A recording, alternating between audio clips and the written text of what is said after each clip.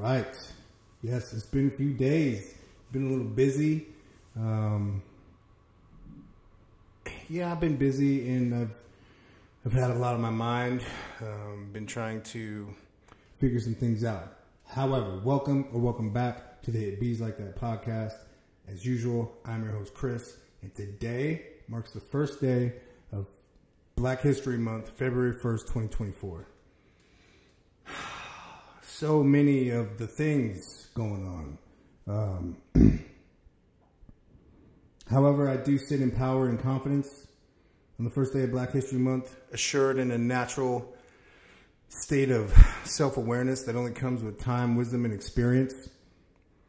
And an experience that only a select few genetically determined percent of the population, I'm talking about black people, will ever experience. Yeah, said it like that, straight like that. I shared a picture of myself and my dad today on social media. The picture is of my dad and I facing each other. My dad had to be probably early mid-30s. I was maybe 2.5, maybe 3 years old. And he had me cracking up in that picture like only my dad could. Man, and that picture captures so adequately. I mean, I wish I could adequately describe and express the history and mix of emotion and everything that comes together inside of me at once when I view that picture. I mean, at once there's joy, there's pain. It represents the struggle and the poverty and the hunger and the troubles with addiction that my dad went through. And that is a picture of my dad and I in Whatcom County in the 1980s. And we were literally like the two musketeers, being two of very few black people who occupied space as residents in Whatcom County back in the 1980s. I know that my dad would be proud of the man that I've become and that I am continuing to become.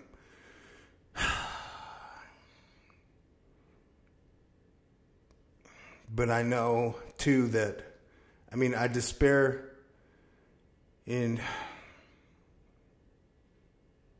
the fact that in many places, the general attitude about black equity in space has not changed. In a lot of places it has, but in so many places it hasn't. And I know that my dad was encouraged by the election of Barack Obama and so many other things that took place during my dad's life and experience as a black man in this country since, the 40s. And during that time, my dad experienced in Vietnam, the Black Panther Party, the Civil Rights Movement, so many different things. Yeah, change has taken place, but again, I think that I am saddened a bit as I experience, different levels of professional spaces. I am saddened and I do despair that generally, like I say, the attitude toward black equity in space, I mean, actions should define and not defy words, but I still find it true that in 2024, that's not the case in some areas of life. The unfortunate part is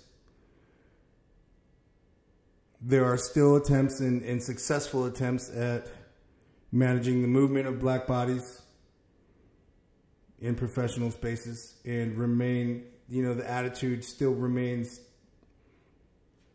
in a general sense, unwilling to center black professional voices. Why still in 2024 is this seen as such a dangerous proposition?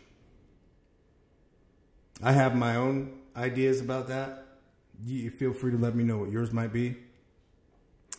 I would say that rather than to buttress the status quo and to secure the dominant culture's sensitive sensibilities, and to run from the anticipated and reflexive response, negative response to our presence, because it's not typical.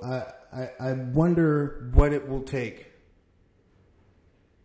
to encourage allies and professionals with privilege in these spaces to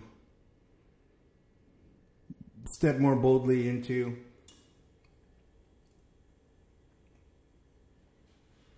positive associations with strong professional black voices and bodies in spaces, equity in space.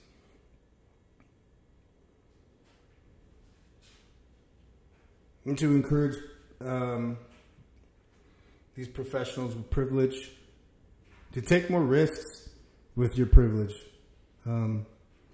Risks that might see you, in a real sense, lose something, right? Because these are the risks that I take and that I'm willing to continue to take, because I understand that representation is important and that change doesn't live in buttressing the status quo and by supplying to white fear reassurance by way of mirroring to them themselves in professional bodies and voices. That's a mistake.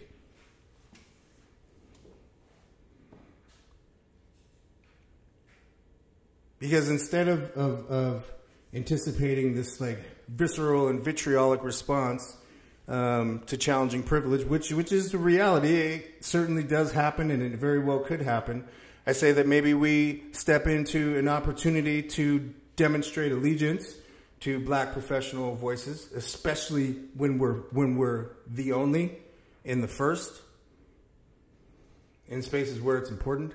I think that form of bravery and bold action has more value than subversion and securing self-interest.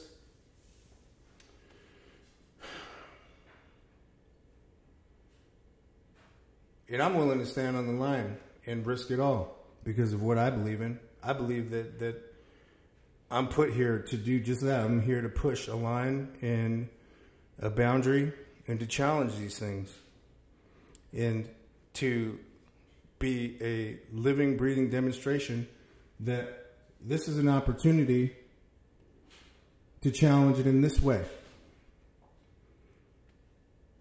Going into these spaces and demonstrating a firm but gentle nature, professionalism, challenging the idea that an expectation for low emotional regulation and a propensity to just be aggressive. I think that's an irrational fear held by a lot of people. And until now, haven't been challenged in the ways that I challenge you or challenge that idea. But I'm not going anywhere, and I'm going to continue to do it every single day. This is what I'm called to do. I believe that with all of my heart. So I'm going to continue to do it. I'm good at it. I'm not afraid to do it. There's not a single person or situation in professional space that I'm afraid of. And it bees like that. I've heard so many times, oh, he's difficult. He doesn't work well with others. He's being divisive.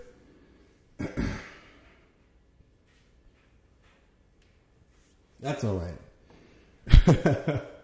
That's okay. I would rather suffer those things and those kind of labels and accusations than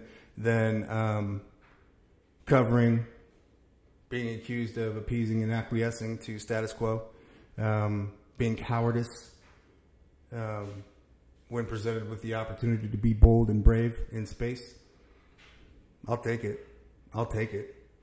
And I'll take it right here. I'll take it in front of anybody and everyone and any platform, anywhere. The conversation, the challenge, I'm with it. I don't run from anything. Because what I believe is I have an opportunity to be a part of something special. And that something special is changing the narrative for my people. I am current Black history. That you should let that sink in. I'm crafting history today with this message. Where so many other people will fall back and not say anything and soft step and tiptoe around these issues. I won't do that. See that picture? The picture that I put on social media, for those of you who share it with me, that's why I can't. I cannot. I cannot.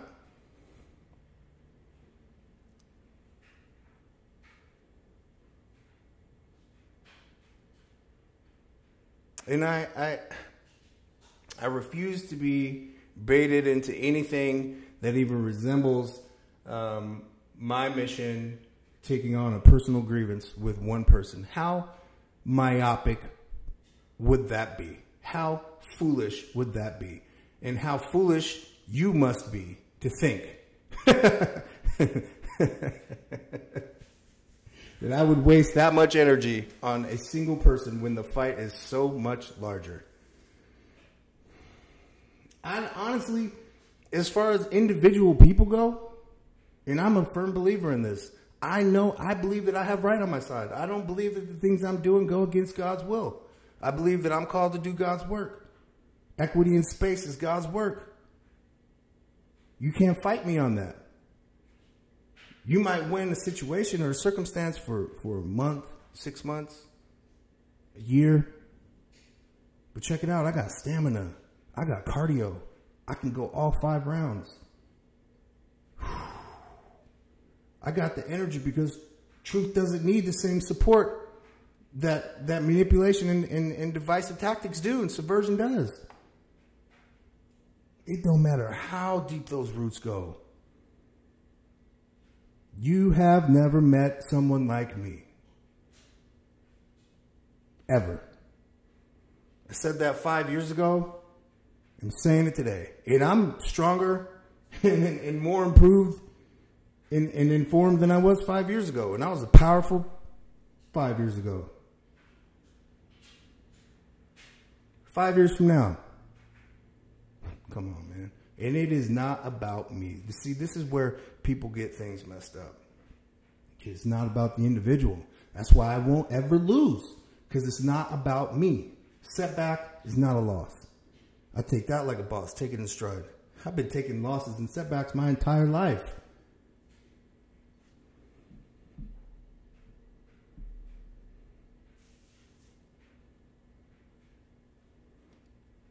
I've seen so many of the dominant culture and privilege escape hatches.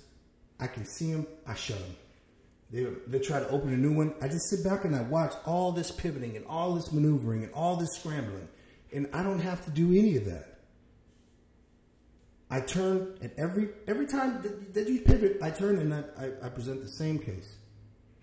The same case. My case, my presentation never loses steam. It never loses power. I don't have to qualify it.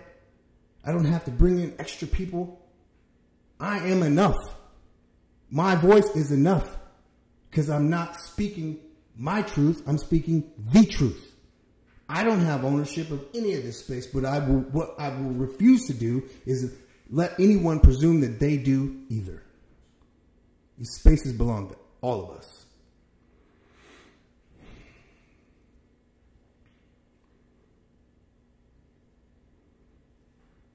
What is more powerful than a man or person who has found their purpose?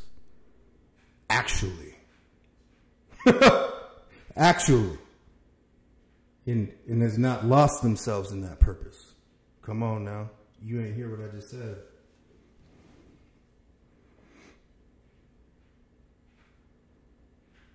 Some people of color, black people, and others from the BIPOC community, they resist the notion that they should be a guide for dominant culture or white people and be a teacher. I don't. I welcome it. I lean into it because I'm a firm believer that as a leader, you have to accept certain parts of your position, right? There's a responsibility that comes along with being a leader and a teacher and a guide. So I don't bemoan these things.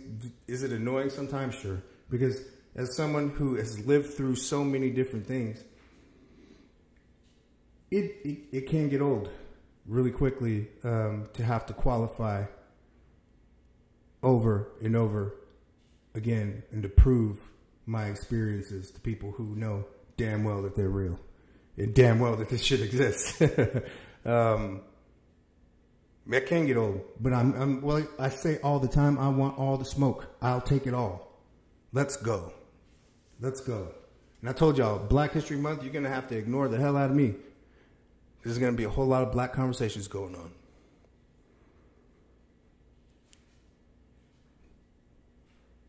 Straight up. Get with it or get on. It's all right. And it's crazy that the default mechanism, like the knee-jerk reaction, is to reinforce normative values. What do I mean by that? Things that existed, we don't challenge them, and they've been in place and operating in ways that they do. So we just leave them. Why? Because that's how it's always been. That's wacky. Let's implement some change. Whatever that looks like. Whether it's a conversation, whether it's... check it out. This is what's wild to me. Since I've been in services, worked in nonprofit, worked on city level, county level, whatever. There's so much posturing that happens, right? So a person can do a land acknowledgement, but at the same time be extremely possessive and feel entitled to a determined amount of ownership over a community resource, which is crazy. But I've seen it so many times. And I can understand to a degree, like the human, just like on a human level, the instinct to want to be territorial in that way, because I think that kind of stuff is coded in our DNA, right? To be kind of tribal and territorial. But this is the thing that I need people to consider. Change, real change, transformative change, transformational change, the kind of change that scares the hell out of people, does not exist independent of effort and bold action and bravery. You're going to have to accept that. And what sometimes that might look like is stepping the hell out the way. Taking that ego, setting it down, and being like, wow, this is crazy. Because I'm going to tell you something.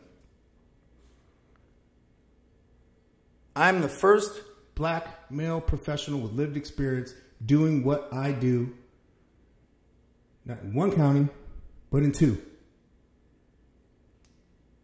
That is a big deal. You want to talk about being on the right side of history? It's time to take some bold action in associations and positions. But I tell y'all,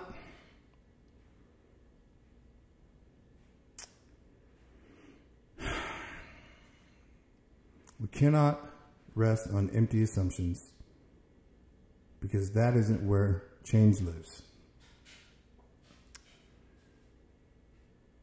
I get excited, I'm passionate, I'm opinionated, I make a lot of mistakes, but I'm telling you, when I say that I feel guided, I am. I believe that with every fiber in my being. I'm not here by mistake. Everything that I've gone through has not only built me, but forged a path for me to get to the precise time, location, and level of self-awareness that I'm at right now. I believe it. I believe it. I believe it. You know, I'm telling you right now, there's nothing, no one, besides God, because nothing happens on this planet, in this world, in this universe, unless God wills it. There's nothing, no effort, nothing, no one that can stop what God has coming.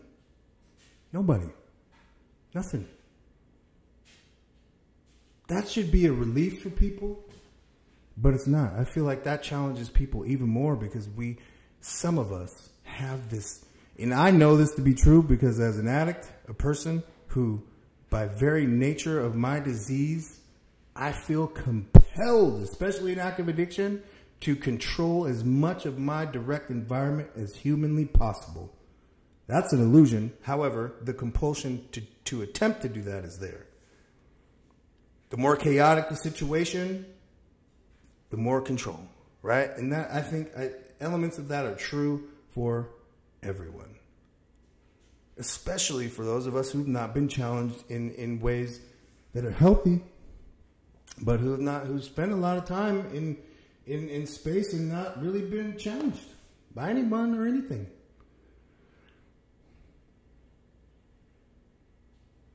There's a level of internal dissonance that happens, like because your identity is being challenged.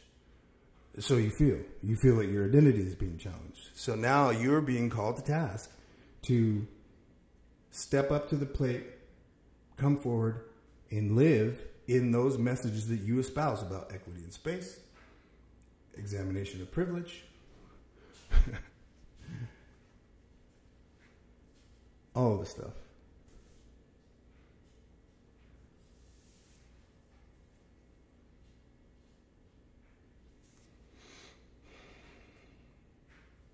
I never in a million years, ever, 10 years ago, would have predicted that I would be the person that I am today, saying the things that I'm saying today. Never. Never.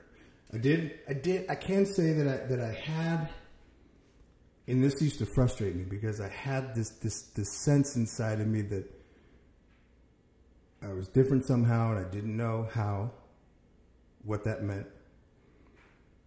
I didn't know if or when anything was going to change or if any of these differences or purpose would be revealed to me, and I would look at other people who seemed to be living in their purpose, and it would just break my heart because I, at the same time, had a feeling that I might have a purpose in this world, but I also had a fear that I would never realize it. And now that, and part of that is by design. Pay attention. Let's start there. Part of that is by design. Design via social training and like socially and like according to society. Again, the low expectations for ability, intelligence, emotional regulation, the assumption that black males are inherently over-sexualized and aggressive and immature and whatever. Some of that shit might be true about me, but I'm more dangerous in other ways, trust me. I am that abomination that they were talking about, but the version of that existed, the true version of that existed in that Klansman's mind when he was giving that speech, that's the version of that threat that I exist as. The informed, self-aware, confident, and powerful version. Not the perverted, misguided, violent, and short-sighted version.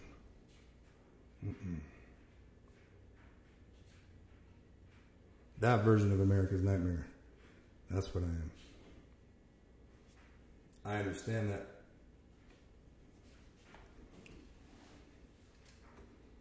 And when I say America's nightmare, I don't mean, I shouldn't have to explain this. But I mean the worst parts about American psychology, the most deep-rooted and abusive and oppressive and divisive parts that still exist. We can disagree on that. I don't have any desire to argue that point with anyone. I used to, but what that would just tell me is that you just have a bit more growing to do. And that's fine. You know what I mean? I won't get in your way. Just don't knock no pork chop off of my plate. I won't knock one off of yours, player. You know what I mean? We can keep it copacetic. We just keep it moving. That's all right.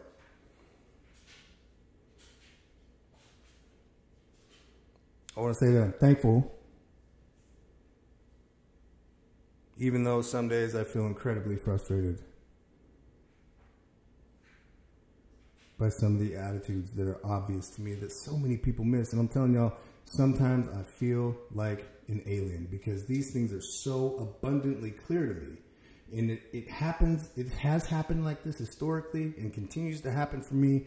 I'm highly intuitive and observant, and I see these things playing out in real time and nobody else does. And over and over and over again, I always say, watch. I'm not wrong about that person. I'm not wrong about that situation. You wait and see. Because all it takes is a little bit of pressure. You just start tugging on that thread. The pressure that's never been applied. That tug on that thread that's always tucked in. But now, they got lazy and let that thread hang out. Because no one's been bold enough to come and start tugging on it. I might happen to be the person who's bold enough to come and start tugging on it. Yeah.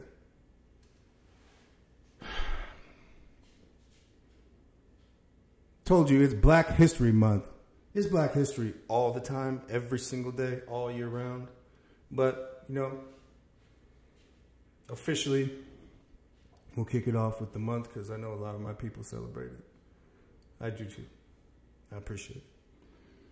It is a time that has been designated to openly affirm ourselves and each other and our history and the history that we're making today. So that's what I'm here to do.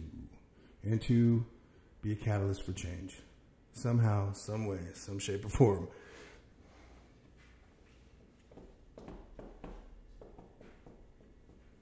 Feel good. Feeling good. I'm working on convincing someone to be a guest on the podcast. May or may not happen. I'm hoping that it does. Because this will be an interview that I enjoy, and I'm pretty sure that all 47 of y'all will too. But we'll see. Yeah, we'll see how it goes.